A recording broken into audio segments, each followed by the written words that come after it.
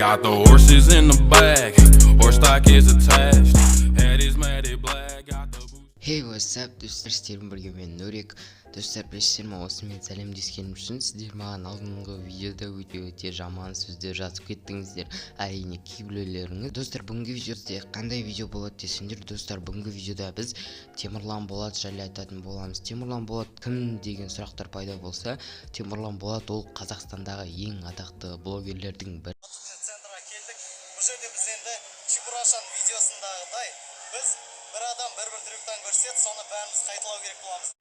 Қазір оның каналында 150 мың подписчиктер бар, және де достар, сіздер бұл видеода менің түрімді көрмейсіңдер, өйткені мен солай шештім. Темірлан Болат ол қалай бастады, қандай контент түсірді, қандай видео түсіріп бастады десеңіздер, Темірлан Болаттың ең алғашқы подписчиктер біледі, ол ең басында влог түсіріп бастады, яғни қазір влог түсіретіндер көп, бірақ Темірлан Қазақстанда ең бірінші влогер болып келді, яғни каналында уже 100 мың подписчик болғанда ол уже алдыңғы влогтарының бәрін удалить етіп жаңа контент бастады, яғни оның каналына кіріп көрсеңіздер басқаша влог, ода қанша 2-3 влогы тұр, бірақ қалған видеолар өте қызықты және де басқаша контентті. Ол жайлы айттың, енді видеоның превьюында көргенде Темірлан Болатқа не болды, таяқ жеді ма, оны ұрып кетті ма десеңіздер, достар, мен үйде кәдімгідей Instagram шұқылап жатқанмын. Бір кезде блогерлердің страницасына кіріп отырдым. Темірлан Болаттың страницасына кіріп едім Instagramдағы. Бір кезде мінекей мынандай сурет шықты. Ай хейтерлер, ай деп астына жазып кеткен, бірақ та ешкімге айтпадым деп те жазып кеткен. Білмеймін достар, бұл суретті көріп отырсыздар, бұл кішкене жақыннан қарасақ кішкене фотошопқа ұқсайды, бірақ та бұл шынымен де фотошоптап салса ол ешқандай пайда болмайды, сондықтан да бұны шынымен де мүмкін өзінің хейтерлері ұрып кетуі мүмкін, не болмаса ол кәдімгі біреулермен ерегісіп қалып солармен төбелесіп қалуы да мүмкін. Әрине мен достар бұған 100% сенімді емеспін, хейтерлер ұрып кетті дегенге.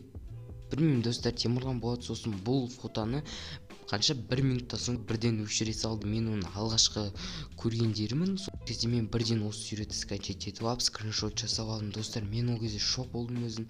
Мен Темірлан Болатты көп қарай бермеймін, бірақ та бұрын фанаты болғанмын. Мынандай суретін көрген себебі көбісіңіз шок болған шығарсыздар достар.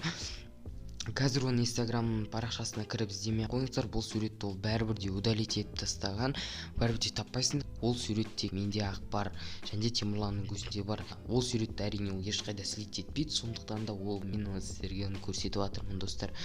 Достар, бұл суретті көрген кезде сіздер де шок болған шығарсыздар. Әрине достар, просмотр үшін жасады деп ойламаңыздар достар, мен тек сіздер білсін деп жасадым. Сурет өйткені мен біреудің нелерін, тайналарын ашқым келмейді. Так что достар, сіздер үшін Темірлан Болаттың фанаттары, подписчиктер мінекей осы суретті көріп отырсыңыздар. Достар, мінекей, міне дәл қазір көрсеттім. Дәл қазір осы жерден тоқтатып, жақындатып көріңіздер. Бұл фотошоп па, фотошоп емес пе, өздеріңіз көріп көріңіздер. Менің ойымша бұл достар, бұны мен жасады деп ойламаңдар, өйткені мен фотошопқа қатты жақын емес. Мен видеоларымның превьюларын көрсеңіздер әрине, және де мен фотошоп жасайтын таныстарым жоқ. Не болмаса бұны Темірлан өзі жасады, не болмаса Темірлан біреуге жасады, не болмаса достар, оны қалай ол Темірланға жібереді оны біреу, любой адам фотошоп жасап оны. Сондықтан да өзім де әлі түк түсінбей жатырмын, не үшін Темірлан оны өз Instagram парақшасына салды. Егер видео болды, бүгін біз Темірлан Болат жайлы айттық. Енді достар, менің каналымда осындай видеолар почаще шығып отыратын болады, так что күтіңдер. Үшін достар, осындай видео болды. Сіздерге лайк, сіздер болған мен Нурик. Сау.